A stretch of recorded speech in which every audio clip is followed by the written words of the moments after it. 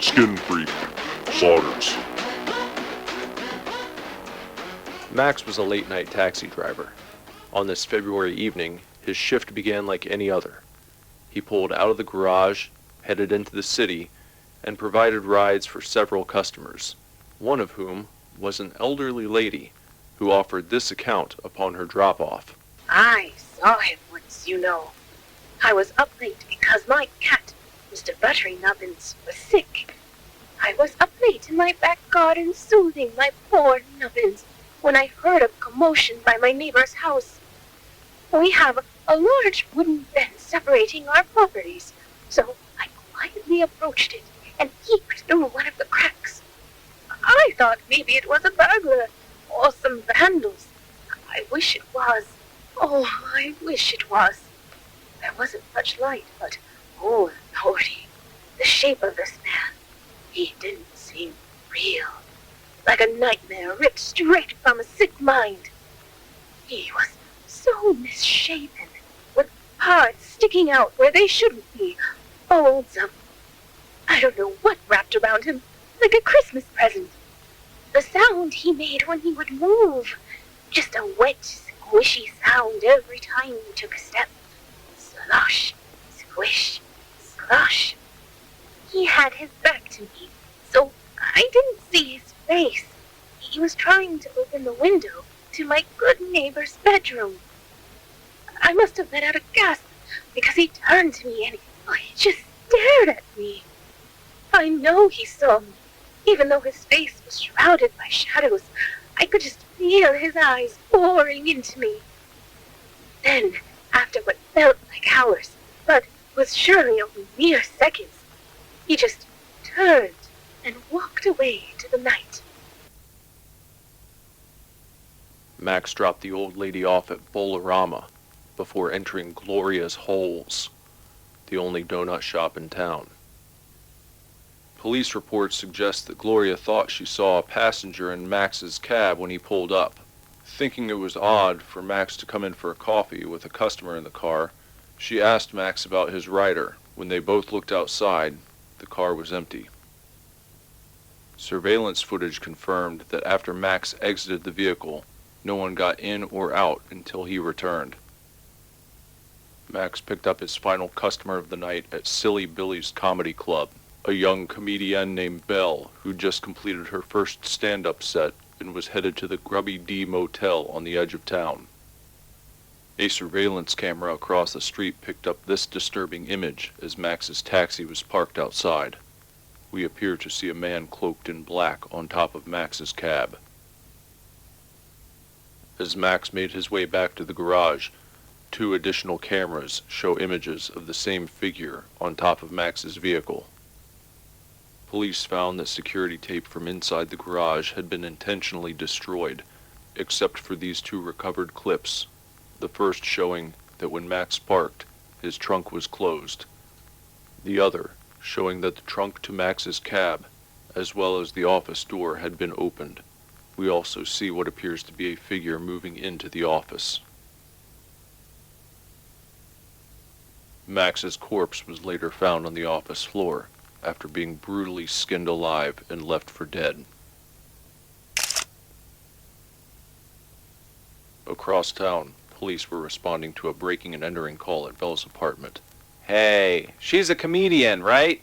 I figured someone didn't like her stand-up routine and just stopped by her place to rough it up a little bit, as a way of saying, get some new material. But left abruptly when a radio dispatch came through notifying them that Max's body had been found. Attention all units. All available units report to Jerry's taxi service. Attention! Suspect believed to be the Skinfreak. All units report now! After police left, Belle received a call from her boss, Mr. Vaughn, who asked if she could come in overnight and do a last-minute software install at the office. Belle agreed and arrived to a calm, quiet Vaughn building at approximately 1 a.m. The only other employee in the building was the nighttime security officer, Steve, who filled Belle in on some disturbing news. You know the new guy up in your office? Harold? Yeah? What about him? He was killing people, Belle. What are you talking about?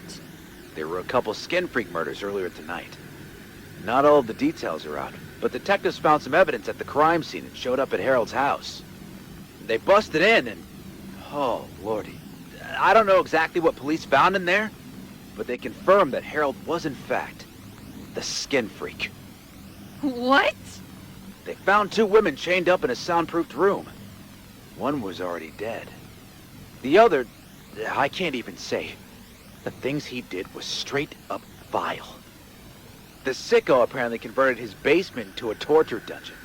They found DNA of at least 6 other women down there. All missing persons. Holy shit. And you're sure it was our Harold? Yeah, it's all over the news. That's why I was surprised you came in here all cheery. Especially since he hasn't been caught yet. What do you mean he hasn't been caught yet? Now don't worry. The police already checked this place from top to bottom. They left about 10 minutes ago. They're having a real manhunt out there tonight. Goodness gracious. You're telling me. Now don't worry. I'll be right down here and monitoring the cameras like a hawk. Nothing's gonna hurt you in there. Belle went to the lobby of the 6th floor and waited for the software delivery, but after some time decided to head to the break room on the 4th floor. On her way to the elevator, she ran into her coworker Lucy, who was using the peaceful setting of the office as an escape from her boyfriend's partying. When Belle made it to the 4th floor break room, she prepared herself a cup of coffee and then looked in the refrigerator, noticing a chocolate donut that made her recall a quick anecdote that Steve had relayed when she first arrived that night. I usually have a big old chocolate donut to cap things off. But I dropped it on the floor. Then I accidentally stepped on it, and I slipped and fell ass first into it. Rest in peace, chocolate donut. And my new pants. Belle took the elevator back down to the 1st floor lobby, hoping to give Steve his chocolate donut. With Steve nowhere in sight, she approached the security desk and heard the following radio transmission. Here's an update on this evening's chilling events for our night owls. Police are still on an intense manhunt to find the individual they believe to be responsible for a string of brutal killings. Now, only a couple hours ago, when newfound evidence led police to the house of a local resident. Gotcha! Button fell off my jacket. Been looking for this guy for the past 5 minutes. Startled but relieved, Belle gave the donut to Steve, who, according to local business owner Gloria of Gloria's Holes, always stopped by on his way to catch the bus out to the Bond building before his shift. Inspired by Steve and his donut, Belle decided to walk across the street to Joe & Son's gas station to grab herself a hot dog. After a disturbing encounter with an elderly man who cornered Belle in the back office, she returned to the Bond building at approximately 2 a.m. The auxiliary power system had turned on and Steve had vanished. Belle took Steve's flashlight and went to the basement to reset the circuit breakers. Then she returned to her office on the 6th floor and waited for the software delivery that finally arrived at approximately 3 a.m. Belle then went to work installing the update on all the office PCs, in the process finding a crazed email from Harold to his estranged wife.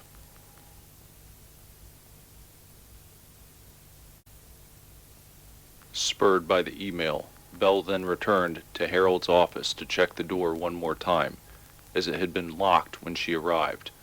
Now the door was cracked, so cautiously, Belle entered the room. What she found confirmed the story she'd heard from Steve earlier that night, the Skinfreak's signature trench coat and black hat lying on the floor. Belle immediately left Harold's office and planned to leave the building. Unfortunately, before she reached the exit, the building was put into lockdown, trapping Belle inside. Belle made her way back to the security desk and picked up a message from Steve on a walkie-talkie that had been left behind. Hello? Belle? Is that you? Steve! I'm behind the security door. I've got the access key for the hallway gates, but I can't. Got to get to floor 7. The manual overrides. Unlock the building. Okay, just hold on, Steve. I'm coming to you. Through the security door, and into the shower rooms. She searched high and low until she found Steve's bloody uniform in one of the shower stalls.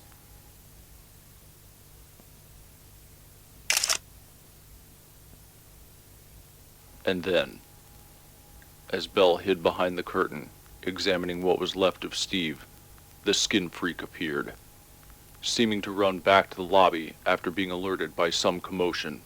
After the Skinfreak left the shower area, Belle returned to the security desk, at which time her coworker Lucy could be heard over the building intercom crying for help. Help! Someone please help me! Steve! Belle! The basement! Please, it hurts! With the security keycard from Steve's clothes, Belle had an opportunity to exit straight away, but decided instead to go to the basement to rescue her friend. The shocking scene in a lower-level utility room found Lucy tied up and hanging over a barrel of acid. Before Belle could free Lucy, she was blindsided by the Skinfreak, shackled to a table, and left to be sawed in half by an improvised saw blade mechanism. Escaping at the last minute, Belle helped Lucy out of her dire straits and returned to the first floor, where she used the security key to access the stairway to the top floor. On her way, she evaded the Skinfreak multiple times before making it to the control room, where she discovered the corpse of the delivery boy who dropped off the software earlier that night. Belle also found a gun, and her coworker, suspected Skinfreak Harold, as well as another mutilated corpse stuck to the control room door.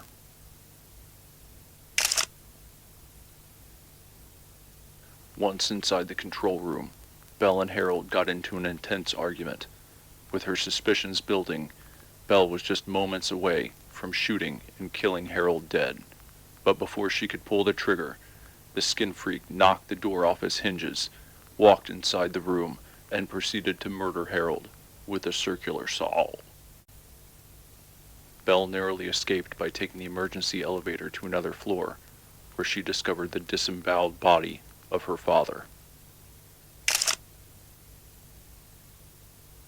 Belle reached the top of the building and ascended a series of makeshift scaffolds to a catwalk, where she was taken by surprise as the Skinfreak used a chainsaw to cut through a plywood wall, taking Belle's right hand off in the process.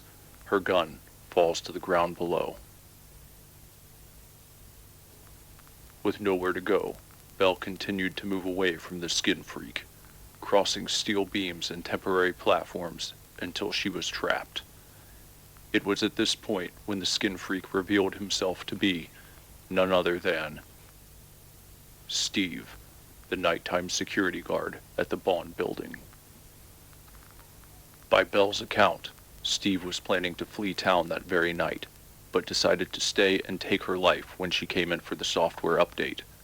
He extended his arms to take her in, but Belle continued walking to the end of the steel beam and found two buttons on a control panel. She pressed one, which dropped several metal pipes from above, impaling Steve in multiple places.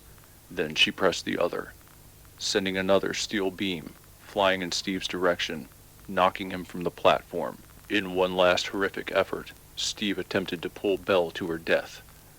With nothing to protect her but the bone spur sticking out from where her hand had been severed, she stabbed Steve in the eye and sent him falling through the fog.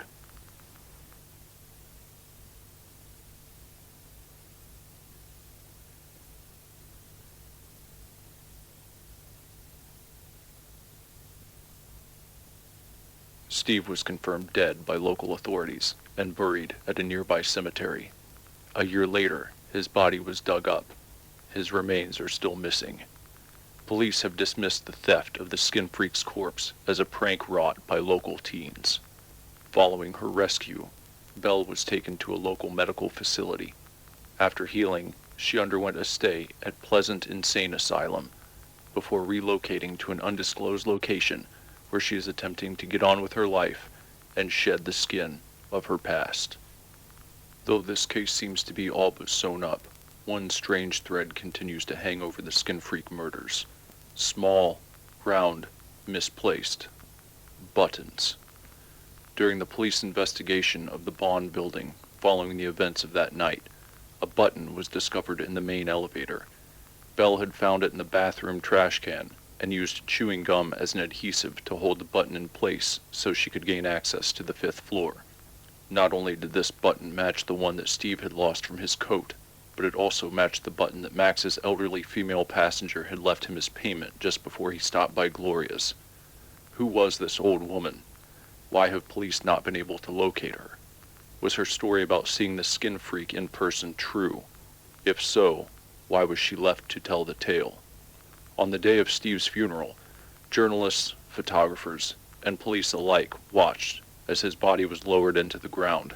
Attendees were logged and later questioned, but friends and acquaintances seemed to know nothing about his personal or family life, beyond saying he had no living relatives. However, in one photograph from the funeral, what appears to be an old woman can be seen visiting a grave in the distance. Could this have been the same woman who rode with Max the night he was murdered? If it is, what exactly is her connection to Steve? And could his body's disappearance have less to do with vandals and more to do with family? Superdead. The Skinfreak slaughters.